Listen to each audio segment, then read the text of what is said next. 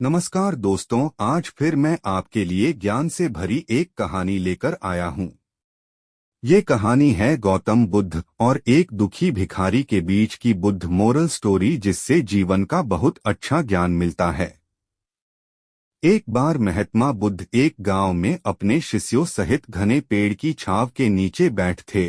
आसपास के गांवों से बहुत से लोग अपनी मानसिक समस्याएं लेकर महात्मा बुद्ध के पास आ रहे थे। महात्मा बुद्ध उन सब की मानसिक परेशानियों का समाधान देते। सब लोग खुशी खुशी अपनी समस्याओं का समाधान पाकर वहां से लौट रहे थे। वहीं से कुछ दूर बैठा लोगों को बुद्ध के पास जाते देख एक दुखी भिखारी अपने भाग्य को कोसता हुआ यही सोचने लगा कि अभी कुछ देर पहले तो ये लोग दुखी मन से मुंह लटकाए उन महात्मा के पास गए थे, और अब इतना खुश होकर कैसे वापस लौट रहे हैं। आखिर माजरा क्या है, जरा मैं भी जाकर देखूं कि वो महात्मा ऐसा कौन सा खजाना बांट रहा है इन लोगों को। वे इतने प्रसन्न हुए कि उनके चेहरे लाल हो गए। जब वो दुख भिखारी कुछ नजदीक गया तो उसने देखा कि ये महात्मा तो लोगों को प्रवचन देकर लोगों के दुख का निवारण कर रहे हैं। यह देखकर भिखारी के मन में भी तीव्र इच्छा हुई कि क्यों न मैं भी इन महात्मा को अपना दुख बताऊं।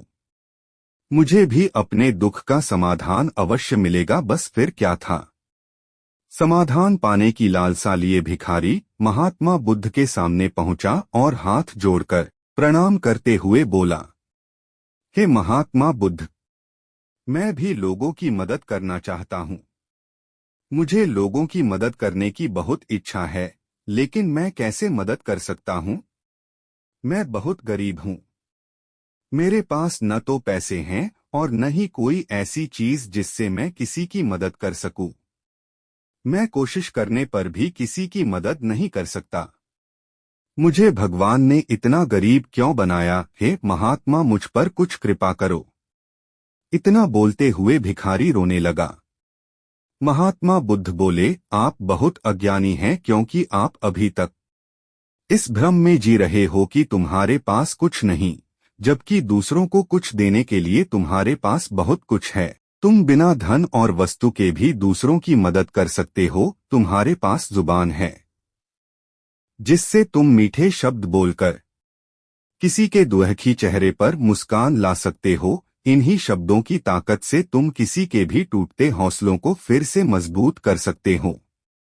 इन शब्दों की शक्ति से आप किसी के भी मन में सकारात्मक विचारधारा के बीज बो सकते हैं और उसे गलत रास्ते पर जाने से रोक सकते हैं। तुम्हारे दो हाथों से किसी भी कमजोर या लाचार व्यक्ति की सहायता कर सकते हो। आपके दो आंखें किसी अंधे को रास्ता दिखा सकते हैं। तुम किसी के लिए दुआ कर सकते हो। यह हो सकता है कि उनके बुरे काम फिर से हो जाएं। आप किसी के अच्छे स्वास्थ्य की कामना कर सकते हैं।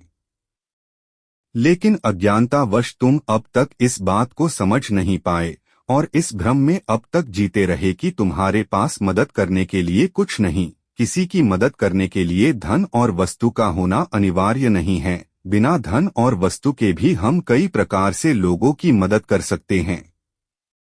महात्मा बुद्ध के ज्ञान से भरे ये सुंदर शब्द सुनकर भिखारी के चेहरे पर मुस्कान आ गई और वह खुशी से झूमता हुआ वहां से चला गया।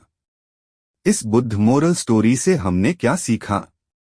दोस्तों, महात्मा बुद्ध की इन बातों से बहुत कुछ सीखा गया।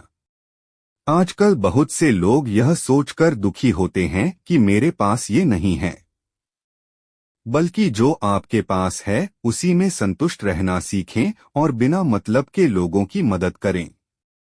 इन्हीं से आपको परम सुख की प्राप्ति होगी।